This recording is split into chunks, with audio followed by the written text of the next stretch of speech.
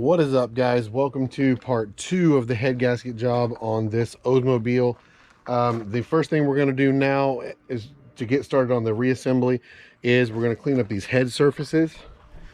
If you look down here, we'll unwrap this a little bit. Just need to get all that old gasket off and make sure everything is nice and clean and prepped and ready for these. So what I'm gonna do here is I'm basically just gonna take a razor blade.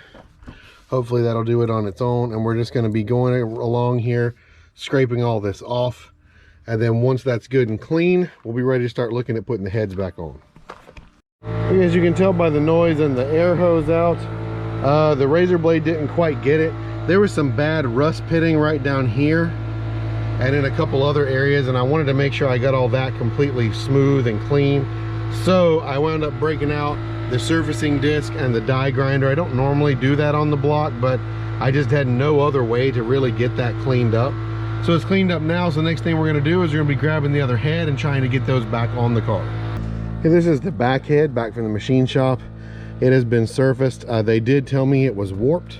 They said they had to machine a little bit to get it smooth again, but it should be smooth now.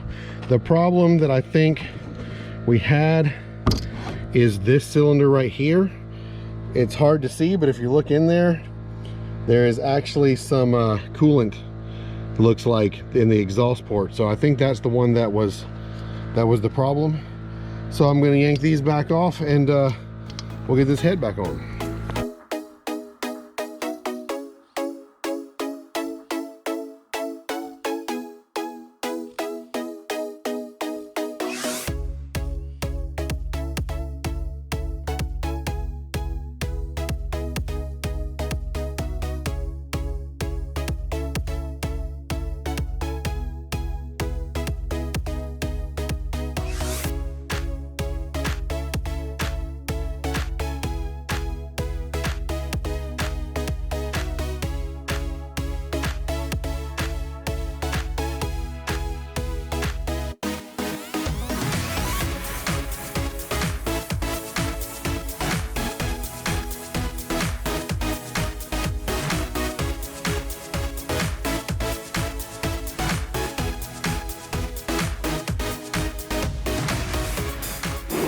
Now, of course, you have to use new head bolts with this, which I have right here. So that's going to be the next step, is getting these back in.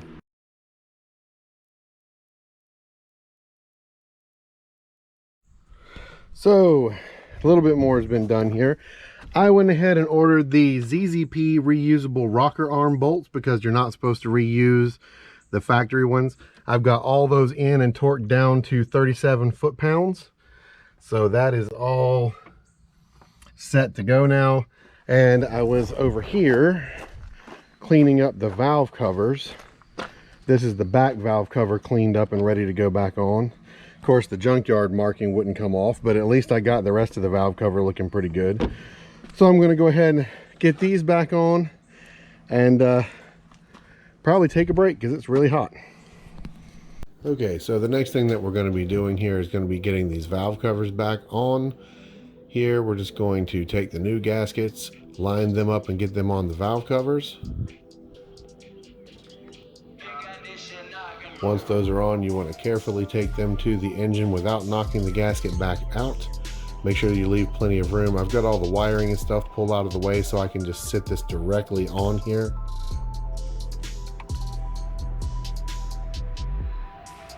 Then start a couple bolts to get to hold the valve cover where it's at. And we will just snug all these bolts back down. And now we're on to the second valve cover. Taking it over and getting it cleaned up good. I do like to always clean these parts before I put them back. These were particularly nasty, so I did quite a bit of work just scrubbing these and trying to get all the gunk off of them.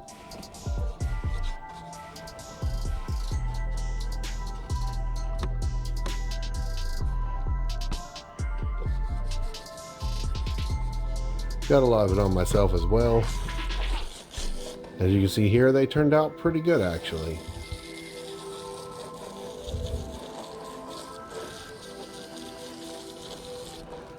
Next, after the valve covers, we're going to be putting in the oil dipstick tube. I like to lube the end of it to help get that in. It is going to go into the front. You will need the exhaust manifolds on before you put this on, but I've already put the exhaust manifolds back. Here's where I found out I had put the wrong bolt in the wrong place. Let me explain that a little bit more. One thing I forgot about that I just realized and I'm correcting right now, for the dipstick tube to fit back in here, this needs to be a bolt, not a stud and a nut. And I had put the wrong bolt back in there. The other one is actually on the back, and I don't need all of the studs on these, so all I did was cut this one. I cut the stud off the top of the bolt to make a regular bolt. That's what I'm putting back in there, and then we can get this in there.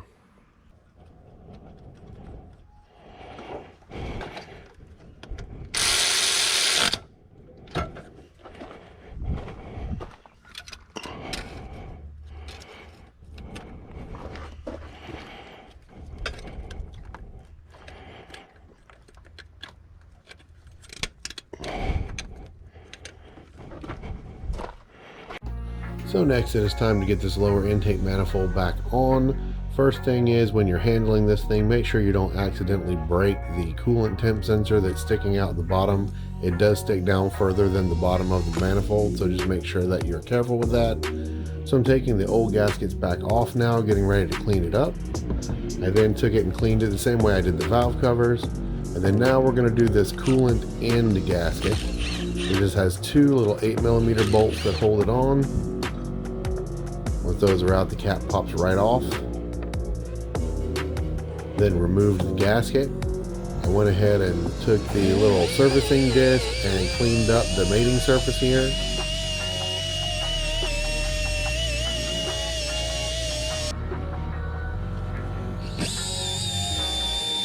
You see here it cleans up pretty good.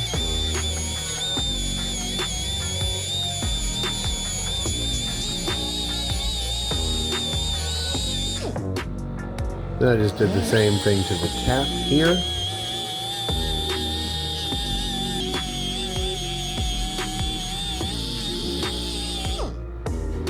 With those two cleaned up, I grabbed the new gasket out of the little pack that comes with the headset. And what I'm going to do is I'm going to place that on the cap and use the bolts to hold it in place to get it started.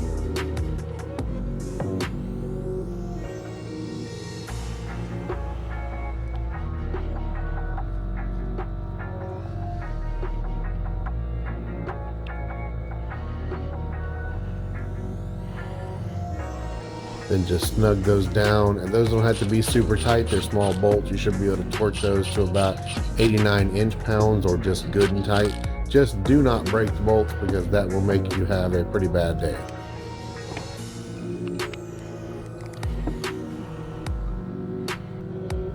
Once that's done, I'm going to take the servicing wheel again, and we're going to clean up all the mating surfaces between the heads, the block, and the intake manifold here.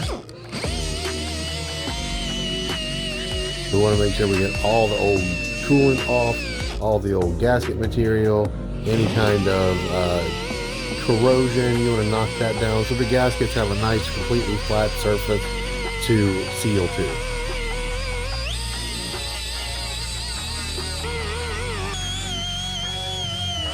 Once you're done with that, it should be nice and clean like this. Then we're going to go ahead and set the gaskets up and get them ready for the intake manifold.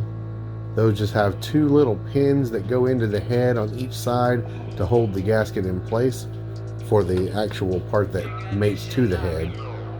Then these little side gaskets go under the lip of the head and then have two little pins that attach them to the block.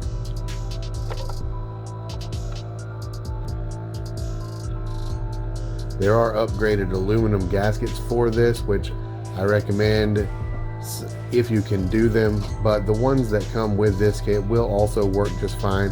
They don't last quite as long, but you're still going to get a pretty decent life out of them. And unfortunately, the aluminum lower gaskets are not available usually in the headsets. You have to buy them separately if you're going to do that.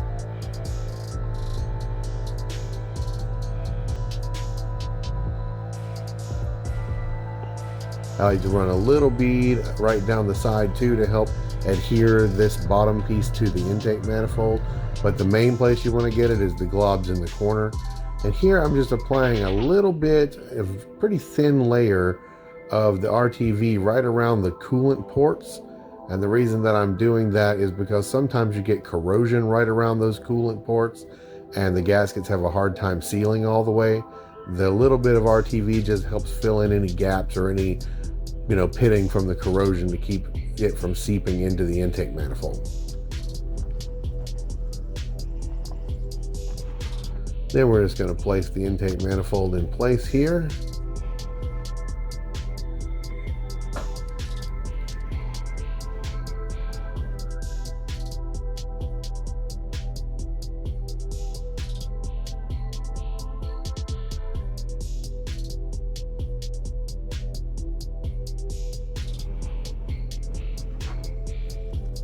Then those bolts need to go in a specific sequence as well as a specific torque. I will put that all in the video there. It should have already popped up so you guys can see that. So here I am doing the EGR tube, which is easiest to put back right now. That's just got a 13mm nut and a 13mm bolt that need to go back in to hold it.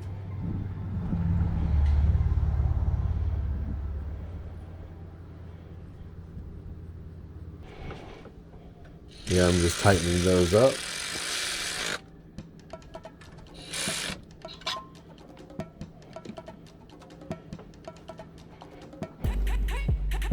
Next, I'm going to reattach this rear bracket, which is just held on by two of the exhaust studs on the back manifold. You'll just put them over the studs, and then it takes two nuts to hold them on. With that back in there, we're going to start putting the tensioner assembly back.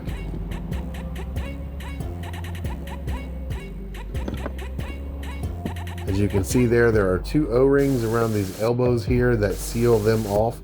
The pack that I got did not come with those O-rings, which was sort of annoying.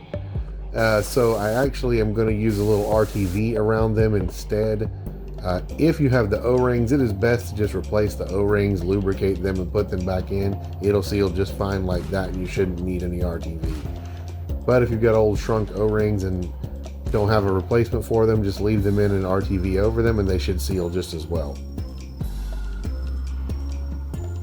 Now on the old 98, 97 style alternator bracket like this, there are 3 bolts that hold it on, but the upper bolt actually goes through the alternator as well. So you're only going to install the 2 lower bolts when you first put this thing together. So here I'm just lining up and wiggling the coolant elbows in. You want to kind of push those in by hand if you can, all the way before you start the bolts. Here I actually went to start the wrong bolt, but I will correct that in a second. Because you do not want to start the top bolt, you want to start the 2 lower bolts first.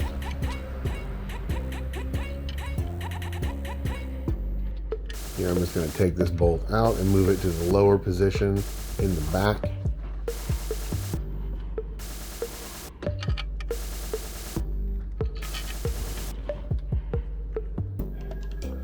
With those 2 bolts in and run down, the next thing to do is start this. I'm getting my stuff together to put the ICM bracket back.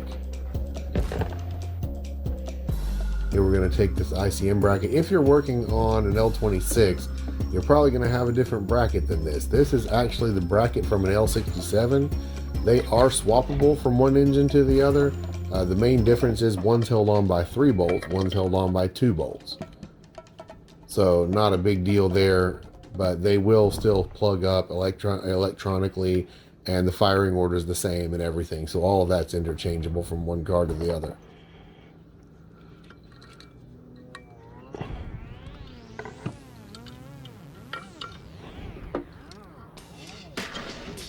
Now here, there's a very important ground that you see sticking off the top there. Do not break that ground cable.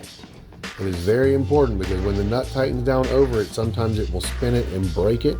So you're going to need to hold it, or what I like to do is actually move it to behind the bracket instead of in front of the bracket. That way it just tightens the bracket down on top of it and there's no twisting. But if you break that, you will end up with a no start, no spark situation. So that's something to look for if you run into that problem.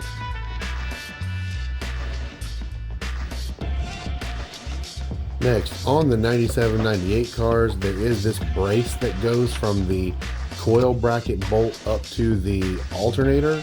So I'm just going to go ahead and kind of loosely start the bottom side of that one and leave it loose until the alternator's in.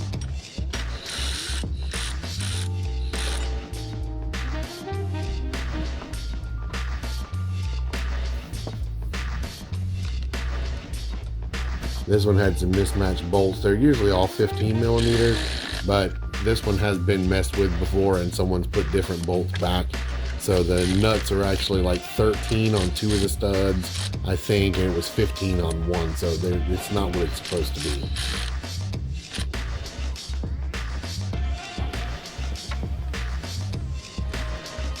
Next, we're going to get all this wiring out of the way. We're going to go ahead and install the thermostat. I am putting a 195 thermostat back in here. Stock thermostat works fine for stock situations, and this is just a commuter. This is not a performance application.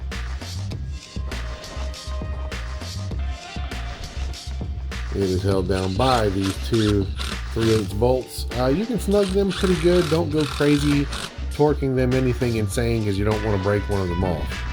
And then I went ahead and put the crossover pipe on off camera. That's just 4 bolts. And then this is the little heat shield on the back that covers up the joint back there. So now I'm just going to snug those down.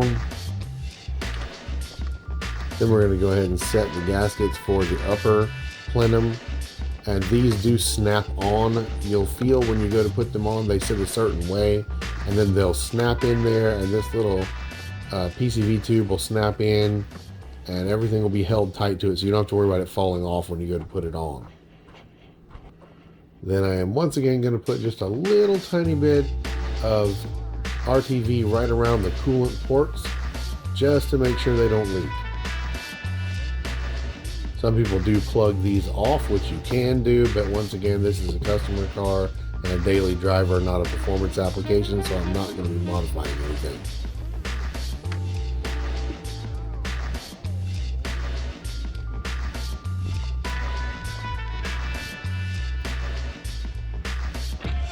Then you're going to start the one 10mm bolt up here, and then remember there's one long 8 that goes up on the same side, and then the rest of the 8s are all interchangeable. They're all the same size. These also need to go into a specific torque, into a specific sequence, so I will post that in the video for you here also, so you can see what that is. Now I'm just going to snug these down with my power ratchet just to get them snug. I'm not actually tightening them right now. Then I'm going to go back by hand and tighten them to the correct torque spec.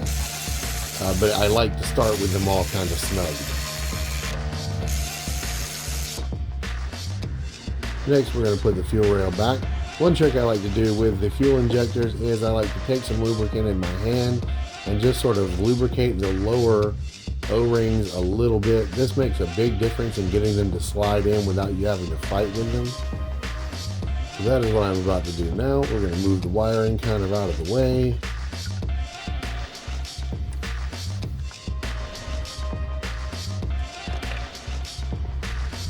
And you should be able to seat these fuel injectors all the way by hand. You should not need to use the nuts to pull them down. As a matter of fact, if you force them, you're likely to tear an O-ring, so I would recommend not doing that.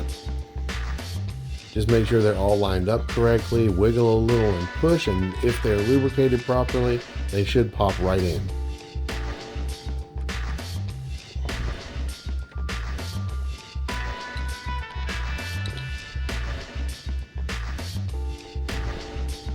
And you're just going to put the 4 nuts back that hold the fuel rail down.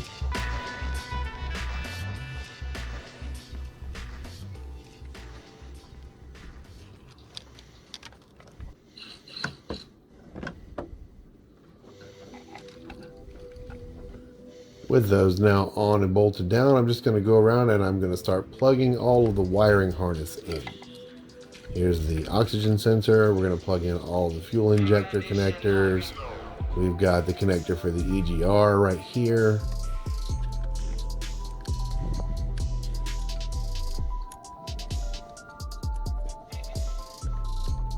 It's pretty hard to mix any of these connectors up, so for the most part you should be able to just put everything back where it looks like it goes. All the connectors are mostly different, so you can't really plug the wrong thing in.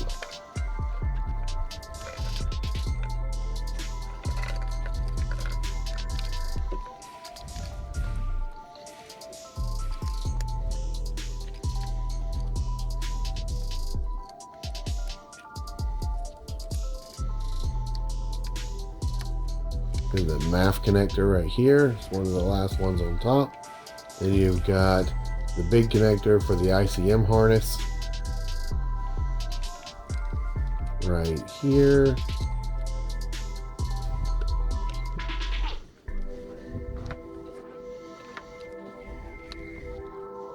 And then this connector is actually for the coolant temperature sensor. I have also already plugged in the mass airflow and everything on the throttle body. Those are already attached. Then we're going to put the vacuum line back for the fuel pressure regulator.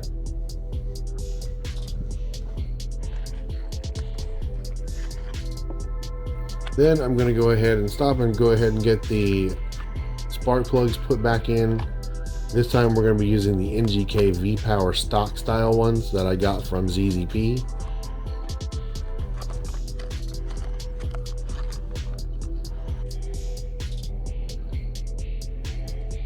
And of course we're going to anti-seize all of them before we put them in.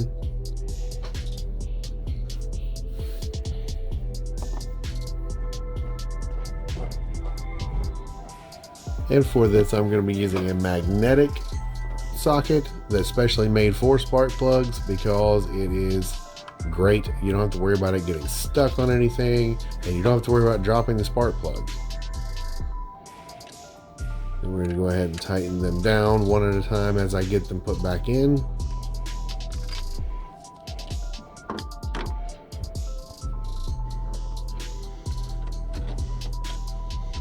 Once those are all in, we're going to go ahead and get this alternator put back on. The old 97-98 style only has 2 bolts that hold the alternator on. You've got one that goes through the front right here, which I'm about to put in incorrectly. You're actually supposed to put the bolt through the alternator first, then the support bracket goes on the outer stud, but I will correct that in a minute. Then there's one bolt that goes through the bracket and through the alternator on the back, and that is all that holds that on. On the newer body style, or not the newer body style, but on the newer engines like 99 and up, then you would have actually 3 bolts that hold the alternator on.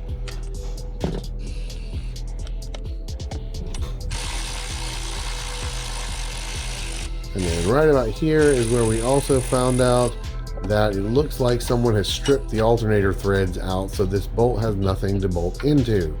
But once again, I will get that straightened out here in just a minute. Next, we're putting the serpentine belt back. It's kind of hard to see in here while I'm working, so I will put a diagram up here to show you what the belt routing is supposed to look like in case you don't remember, but it's pretty straightforward.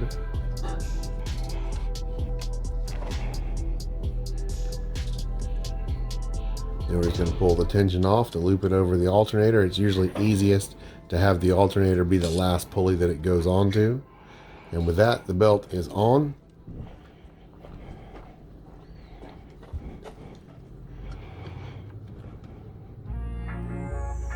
Now we're going to take the vacuum hose for the booster, and once again I did not have a new O-ring for this one. I don't know why it didn't come in the pack, but so I'm just going to use a little RTV around the O-ring that's there, and that should help it seal pretty decently. Then it's just going to go into the back of the manifold here. It just sort of snaps into place.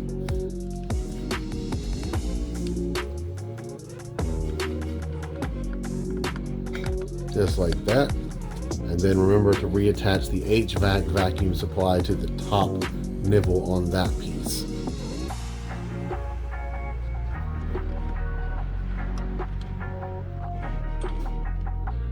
Next, we're going to be putting back the evap purge solenoid and its lines. Remember to plug it back into the red connector on the front. And then yours won't look like this, but here's where the vacuum connects on this one.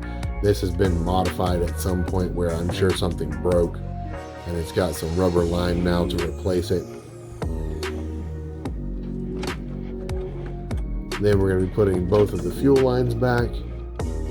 These are quick disconnects, so you just line them up and they just snap right on.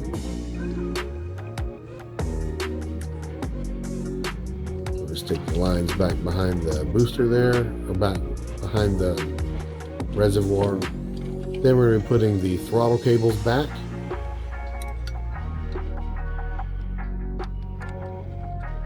It is usually best to start the cable on the actual throttle before you snap it into the bracket. I started to do that backwards here, and that's why you see me going back and redoing it. It's much easier to start it before it's connected to the bracket though.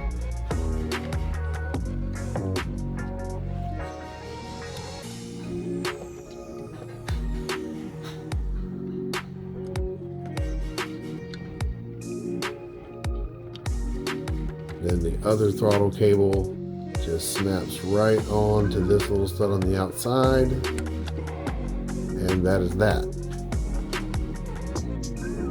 Next, and almost last, we're going to be putting the motor mounts back. We've already got the left one in, we're doing the right one right now. Just goes back the reverse of how it came off.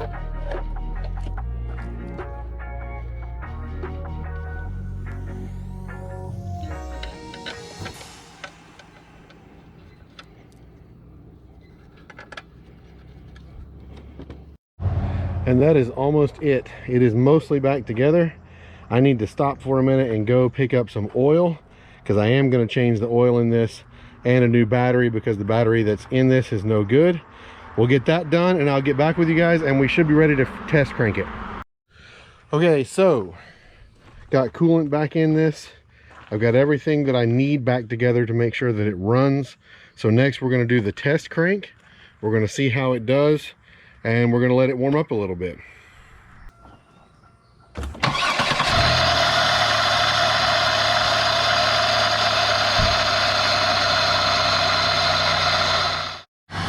And here we have it running, idling good, burning off a little bit of the stuff I spilled along the way, but it's running good. And look, it is not bubbling through the coolant anymore. So this is looking like it's done. I am finished with this video. I hope this was educational for you guys and this helped in some way. If it did, make sure you drop it a like. Make sure you comment and let me know what you think. And I will see you guys in the next video, so make sure you're subscribed so you see it. Thank you so much for watching, and peace.